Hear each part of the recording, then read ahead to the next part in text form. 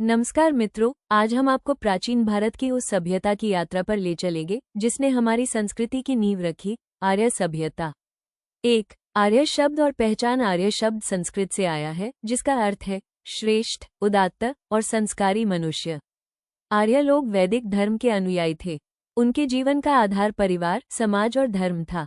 कल्पना कीजिए, सुबह का समय है, आर्य गांव में घर घर से अग्निहोत्र की सुगंध आ रही है। लोग मंत्रोच्चार के साथ दिन की शुरुआत कर रहे हैं। ये केवल पूजा नहीं बल्कि अनुशासन और एकता का प्रतीक था। 2 आर्यों का उगम। इतिहासकारों के मत अलग अलग हैं। कुछ कहते हैं कि आर्य लोग मध्य एशिया से भारत आए, कुछ मानते हैं कि वे यहीं के प्राचीन निवासी थे, और कुछ विद्वान कहते हैं कि उनकी संस्कृति बाहर से आई लेकिन भारत की भूमि पर आकर परिपक्व हुई। इससे एक बात स्पष्ट है, भारत की मिट्टी ने आर्य सभ्यता को वह आकार दिया जो आज हमारी पहचान है।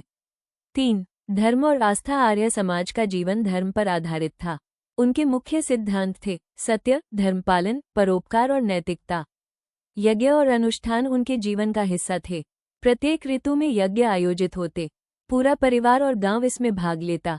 इससे समाज में सहयोग, अनुशासन और सांस्कृतिक एकता बनी रहती। 4 सामाजिक जीवन। आर्य समाज परिवार केंद्रित था। धीरे धीरे वर्ण व्यवस्था विकसित हुई। ब्राह्मण ज्ञान और धर्म सिखाने वाले, क्षत्रिय रक्षा और शासन करने वाले, वैश्य खेती और व्यापार संभालने वाले, शूद्र सेवा और श्रम करने वाले। कल्पना कीजिए, एक गांव में संकट आया, क्षत्रिय रक्षा में लगे, ब्राह्मण मार्गदर्शन कर रहे हैं, वैश्य अन्न बांट रहे हैं, शूद्र सेवा कर रहे हैं। इस सामूहिक प्रयास से ही समाज का संतुलन बना रहता था।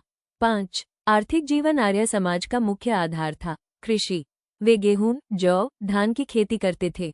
पशुपालन भी महत्वपूर्ण था। गाय, बैल और घोड़े उनके जीवन का हिस्सा थे।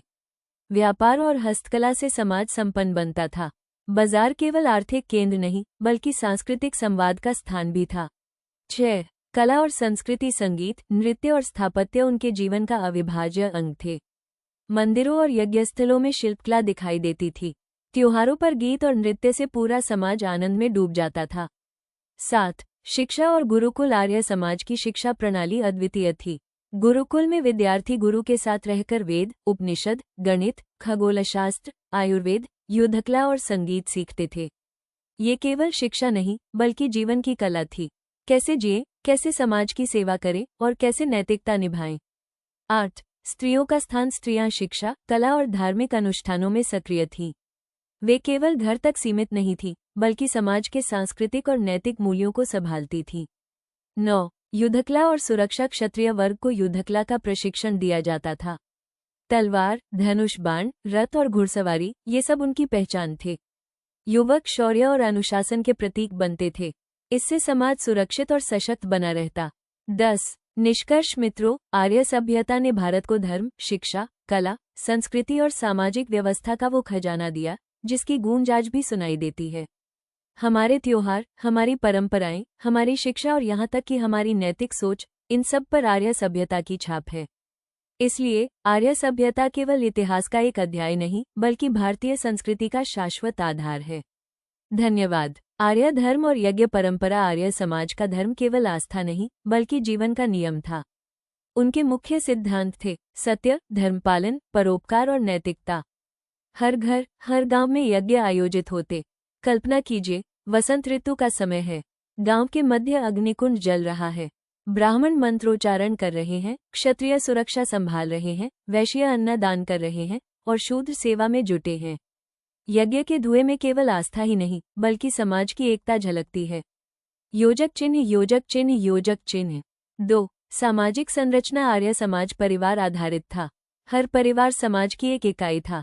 धीरे धीरे वर्ण व्यवस्था विकसित हुई। ब्राह्मण ज्ञान और धर्म के रक्षक, क्षत्रिय समाज के संरक्षक, वैश्य अर्थव्यवस्था के आधार, शूद्र श्रम और सेवा के साथी। यह विभाजन केवल कार्य का था, सम्मान का नहीं। हर वर्ग समाज के लिए जरूरी था। योजक चिन्ह, योजक चिन्ह, योजक चिन्ह। 3 शिक्षा और गुरुकुल जीवन। गुरुकुल केवल शिक्षा का स्थान नहीं बल्कि जीवन जीने की कला सिखाने का मंदिर था। सुबह ब्रह्म मुहूर्त में विद्यार्थी उठते, स्नान करते, अग्निहोत्र करते, फिर गुरु के सानिध्य में वेद और उपनिषद सीखते। दिन में गणित, खगोलशास्त्र और आयुर्वेद का अध्ययन। शाम को धनुष बाण, तलवार और रथ की शिक्षा। और रात को भजन, संगीत और ध्यान। कल्पना कीजिए, गुरु अपने शिष्य को कह रहे हैं, ज्ञान केवल पुस्तकों में नहीं बल्कि जीवन में, आचरण में होना चाहिए। यही था आर्य शिक्षा का मर्म। योजक चिन्ह, योजक चिन्ह, योजक चिन्ह। 4. स्त्रियों की भूमिका। आर्य समाज में स्त्रियों का स्थान सम्माननीय था। वे शिक्षा, कला, धार्मिक अनुष्ठानों में भाग लेती थीं।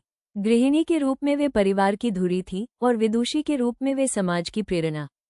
त्योहारों में स्त्रियां गीत गाती, नृत्य करती और सजावट करती।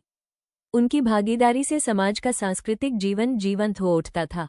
योजक चिन्ह, योजक चिन्ह, योजक चिन्ह। 5. युद्धकला और सुरक्षा। क्षत्रिय वर्ग को विशेष रूप से युद्धकला का प्रशिक्षण दिया जाता।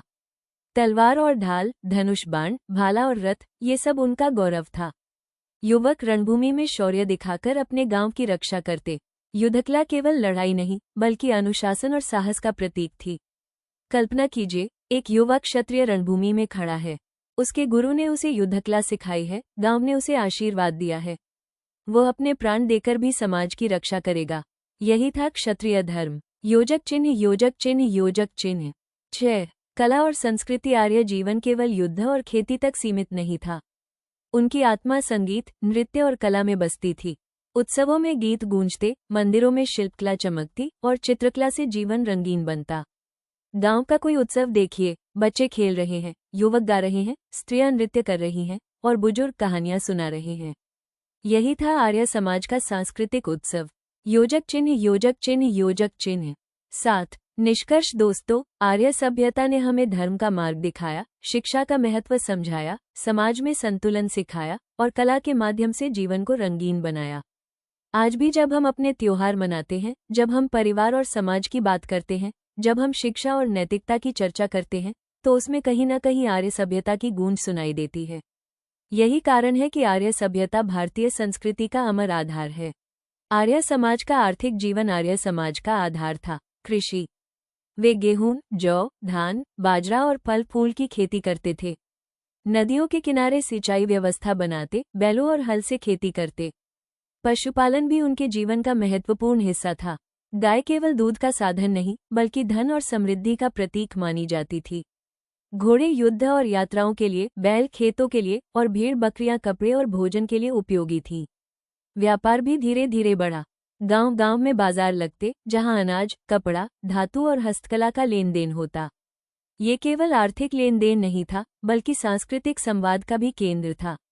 योजक चिन्ह, योजक चिन्ह, योजक चिन्ह। 2. हस्तकला और शिल्पकला। आर्य समाज में कारीगरों का विशेष महत्व था। वे लोहे के औजार, शस्त्र, मिट्टी के बर्तन, कपड़े और आभूषण बनाते। मंदिर और यज्ञस्थल उनकी स्थापत्य कला के उदाहरण थे। शिल्पकार देवताओं की मूर्तियां गढ़ते, जिनमें धार्मिक आस्था और कलात्मक सौंदर्य दोनों झलकते। कल्पना कीजिए, गांव का एक शिल्पकार मंदिर के स्तंभ पर नक्काशी कर रहा है। उसकी हथौड़ी की हर चोट पत्थर को जीवंत बना रही है। यही था कला और धर्म का संगम। योजक चिन्ह, योजक चिन्ह, योजक चिन्ह। 3. संगीत और नृत्य। आर्यों का जीवन संगीत से भरा था। वे वीणा, ढोल, मृदंग और बांसुरी बजाते। त्योहारों और यज्ञों में स्त्रियां नृत्य करती, युवक गीत गाते। हर उत्सव समाज की एकता और आनंद का प्रतीक होता। कल्पना कीजिए, वसंत उत्सव का दिन है। बच्चे फूलों से खेल रहे हैं, स्त्रियां नृत्य कर रही हैं और पूरा गांव गा रहा है। यही था आर्य समाज का जीवंत उत्सव। योजक चिन्ह, योजक चिन्ह, योजक चिन्ह। 4. राजनीतिक व्यवस्था। आर्य समाज में शासन की जिम्मेदारी क्षत्रिय वर्ग पर थी। राजा केवल शासक नहीं बल्कि समाज का रक्षक और सेवक था। गांवों में पंचायतें होती, जहां हर वर्ग के प्रतिनिधि मिलकर निर्णय लेते। न्याय व्यवस्था धर्म और नैतिकता पर आधारित थी। शासक का कर्तव्य था समाज की रक्षा, न्याय की स्थापना और धर्म का पालन। कल्पना कीजिए, एक राजा सभा में बैठा है। ब्राह्मण धर्मशास्त्र समझा रहे हैं, क्षत्रिय सुरक्षा की योजना बना रहे हैं, वैश्य आर्थिक स्थिति बता रहे हैं और शूद्र सेवा में लगे हैं। यही था सामूहिक प्रशासन। स्त्रियों का योगदान। आर्थिक और सांस्कृतिक जीवन में स्त्रियां भी सक्रिय थीं। वे घर संभालने के साथ साथ खेती, हस्तकला और व्यापार में भाग लेती। उनकी भूमिका केवल परिवार तक सीमित नहीं थी बल्कि समाज की स्थिरता और संस्कृति की रक्षा में भी थी। योजक चिन्ह, योजक चिन्ह, योजक चिन्ह।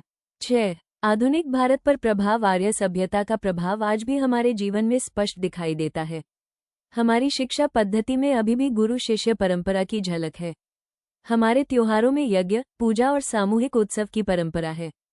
हमारी भाषा संस्कृत से ही हिंदी, मराठी, गुजराती, बंगाली और अनेक भाषाएं निकली। हमारी सामाजिक व्यवस्था में परिवार और संस्कारों का महत्व आज भी बना हुआ है। और सबसे बड़ी बात, सत्य, धर्म, परोपकार और नैतिकता आज भी भारतीय संस्कृति का आधार है। योजक चिन्ह, योजक चिन्ह, योजक चिन्ह। 7 निष्कर्ष दोस्तों, आर्य सभ्यता केवल इतिहास का हिस्सा नहीं है।